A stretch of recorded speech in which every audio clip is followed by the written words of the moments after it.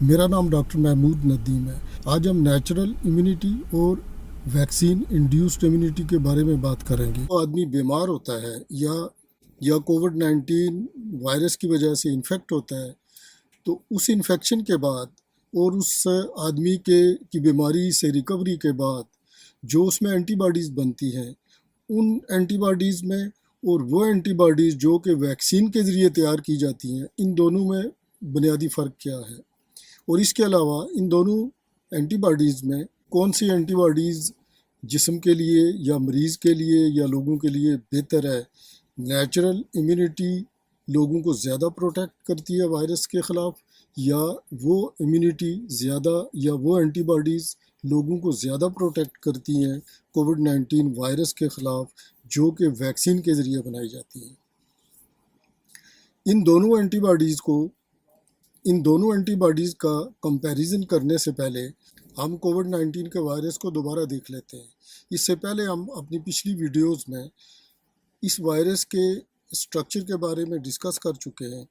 तो इस वायरस के स्ट्रक्चर को हम शॉर्टली रिवाइज कर लेते हैं या दोबारा देख लेते हैं। इस वायरस के बाहर की तरफ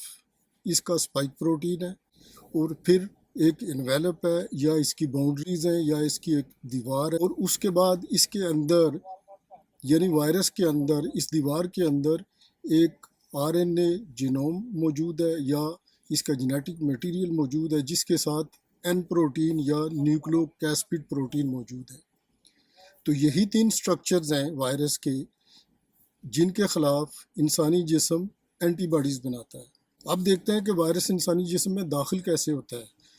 जब कोई आदमी बीमार होता है या इस वायरस से किसी आदमी की इन्फेक्शन होती है,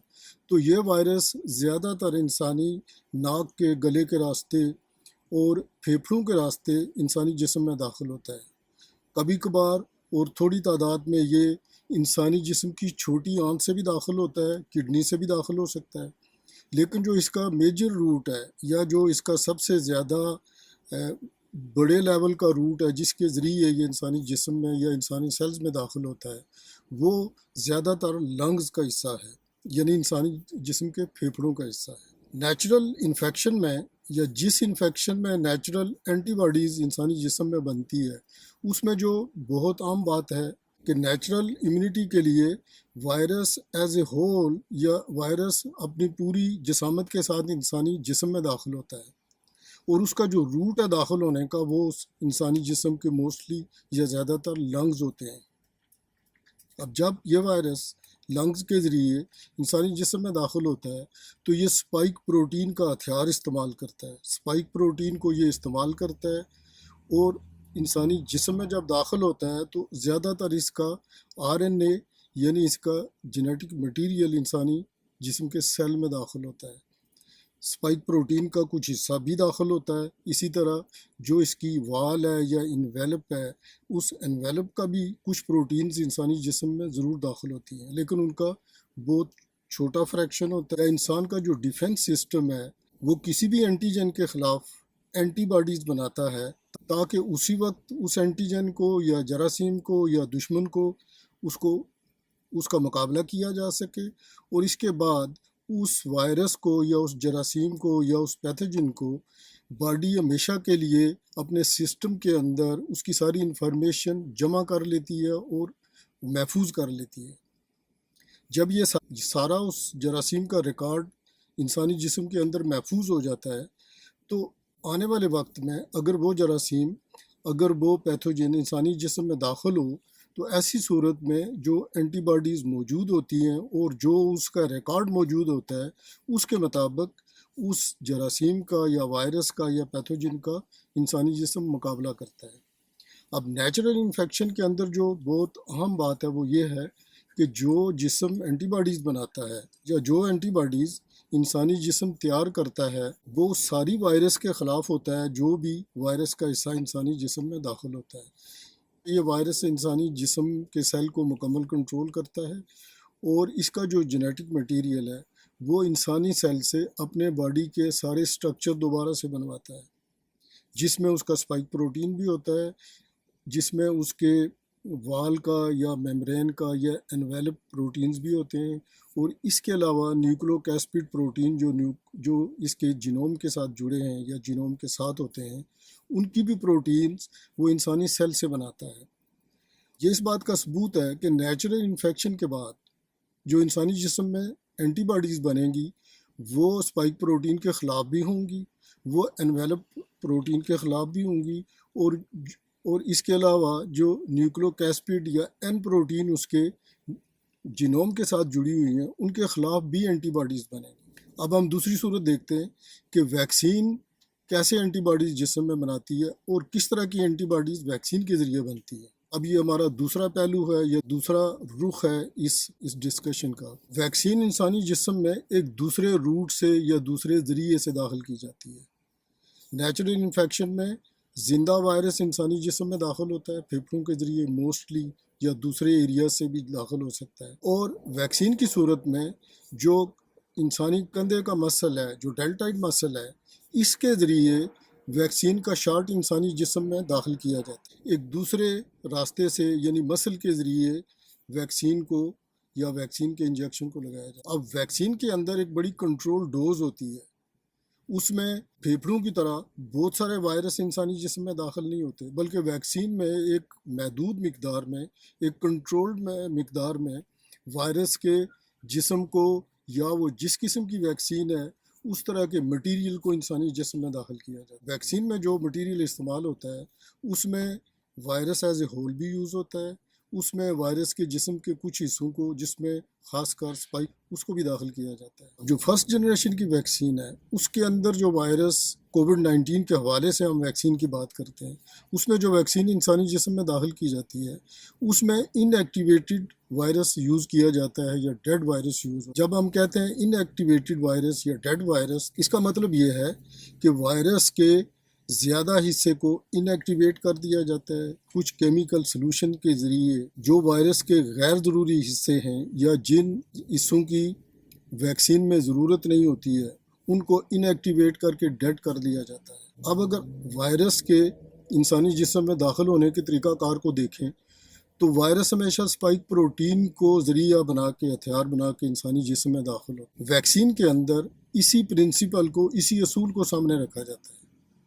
اور ویکسین کے اندر جو اسپائک پروٹینز کے جینز ہیں، جو آر این اے کے ساتھ اسپائک پروٹین کے جینز ہیں، ان کو ایکٹیو رکھا جاتا ہے، زندہ رکھا جاتا ہے، اور وائرس کے باڈی کا جو باقی جینز ہیں یا جو باقی آر این اے ہے اس کو ان ایکٹیویٹ کر کے اس کو ڈیڈ کر دیا جاتا ہے۔ اس کی وجہ یہ ہوتی ہے کہ وائرس جب زندہ حالت میں نیچرل انفیکشن میں انسانی جسم میں داخل ہوتا ہے تو جب وہ ریپلیکیٹ کرتا ہے تو اپنی ملٹیپلیکیشن کرتا ہے، پھلتا پھولتا ہے جسم کے اندر۔ ایک تو وہ یہ کام کرتا ہے، ساتھ وہ انسانی سیل سے اسپائک پروٹین بنواتا ہے اور باقی اپنی جسم کی ساری پروٹین اور فیٹس کو وہ بنواتا ہے۔ اسی لیے وہ انسانی جسم میں پھلتا پھولتا ہے، سپریڈ کرتا ہے اور انسان کو نقصان پہنچاتا ہے۔ اور ویکسین کے اندر ایسا بالکل نہیں ہے۔ ویکسین کے اندر وائرس کے باقی اسٹرکچر بنانے والے جینز ہیں ان کو ڈیڈ کیا جاتا ہے، ان ایکٹیویٹ کیا جاتا ہے، اور صرف اسپائک پروٹین کے جینز کو لائیو رکھا جاتا ہے یا ایکٹیو رکھا جاتا ہے۔ یہی وجہ ہے کہ جب ویکسین انسانی جسم میں داخل کی جاتی ہے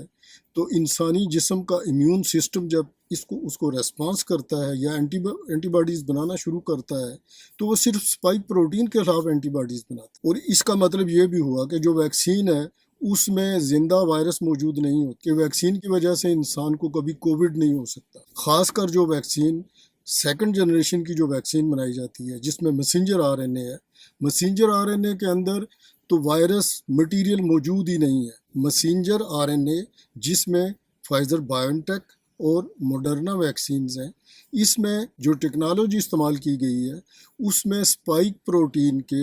جو جینز ہیں ان کی کاپی استعمال کی گئی ہے، وہ اوریجنل جینز بھی نہیں ہے۔ یعنی میسنجر آر این اے کے اندر جو ویکسین استعمال کی گئی ہے یا جو ویکسین بنائی گئی ہے اس میں جو اوریجنل وائرس ہے اس کے اسپائک پروٹینز کے جو جینز ہیں جو کہ ضرورت ہے اینٹی باڈیز بنانے کے لیے، ان جینز کی ایک آرٹیفیشل کاپی تیار کی گئی ہے اور وہ کاپی جب انسانی جسم میں داخل کی جاتی ہے ویکسین کے ذریعے تو جو اینٹی باڈیز بنتی ہیں وہ صرف سپائک پروٹین کی بنتی، اور وہ سپائک پروٹین کی اینٹی باڈیز اس طرح بنتی ہے کہ آئندہ اگر یہی وائرس انسانی جسم میں داخل ہو تو وہ اینٹی باڈیز سپائک پروٹین کو روکتی ہیں، کنٹرول کرتی ہیں، اور اس کے بعد وائرس انسانی جسم میں داخل نہیں ہو سکتا۔ ویکسین میں ایک اور اہم چیز بھی ہے کہ ویکسین ہمیشہ وائرس کے انٹری پوائنٹ پہ اپلائی ہوتی ہے۔ انٹری پوائنٹ کا مطلب یہ ہے کہ جب وائرس انسانی جسم میں داخل ہوتا ہے یا ہونے کی کوشش کرتا ہے اسی وقت اسی جگہ پہ اس کو روکنے کی کوشش کی جاتی ہے تاکہ وہ انسانی جسم میں داخل ہی نہ ہو۔ تو سپائک پروٹین کے خلاف جو اینٹی باڈیز ویکسین کے ذریعے بنائی جاتی ہیں اس میں کچھ اور چیزیں بھی شامل کی جاتی ہیں۔ اس کا مقصد یہ ہے کہ زیادہ اینٹی باڈیز یا اتنی کمپریہنسیو اینٹی باڈیز تیار کی جائیں کہ وائرس اگر میوٹیٹ بھی کرے تو کسی حد تک اس کی میوٹیٹڈ ایریاز کو بھی سپائک پروٹین پہ روکا جا سکے۔ یہی وجہ ہے کہ ویکسین کے اندر ایک ایڈجوینٹ، ایک مٹیریل استعمال کیا جاتا ہے جو جب ویکسین کے ساتھ انسانی جسم میں داخل ہوتا ہے تو وہ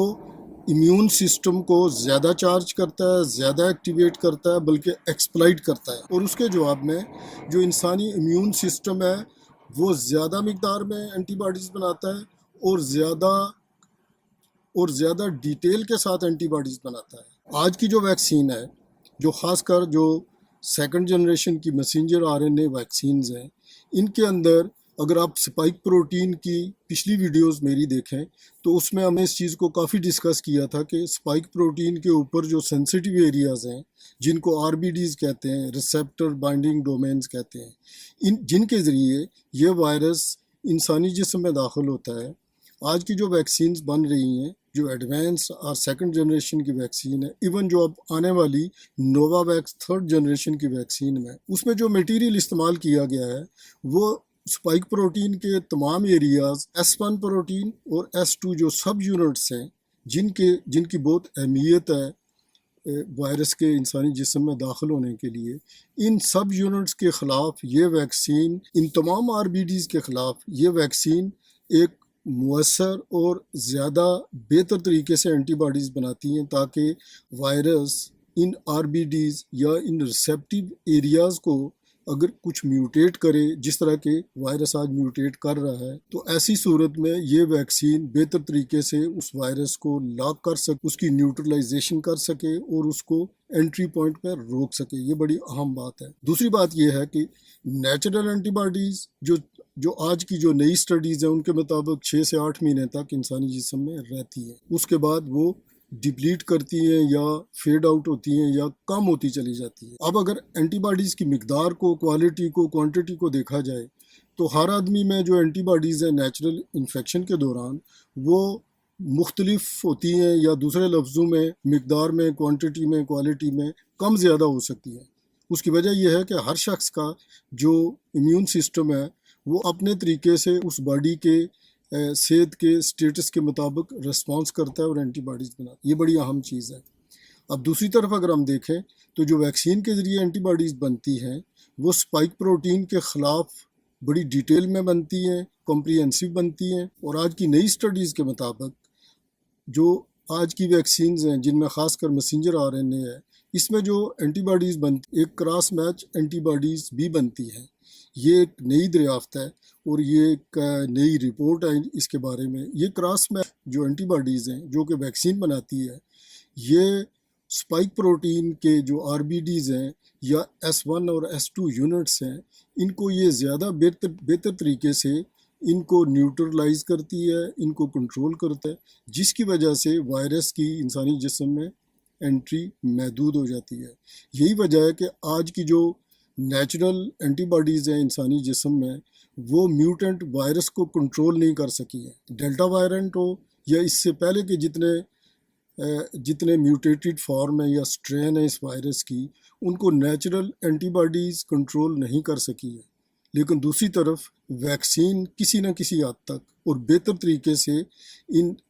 میوٹیٹڈ وائرس سٹرین کو بہتر طریقے سے کنٹرول کر سکی ہے۔ امریکہ کے NIH کے ڈائریکٹر ڈاکٹر فرانسس کولنز کے ایک حالیہ رپورٹ کے مطابق یا ان کے بیان کے مطابق جو ویکسین انسانی جسم میں اینٹی باڈیز بناتی ہے وہ کسی بھی اعتبار سے نیچرل اینٹی باڈیز سے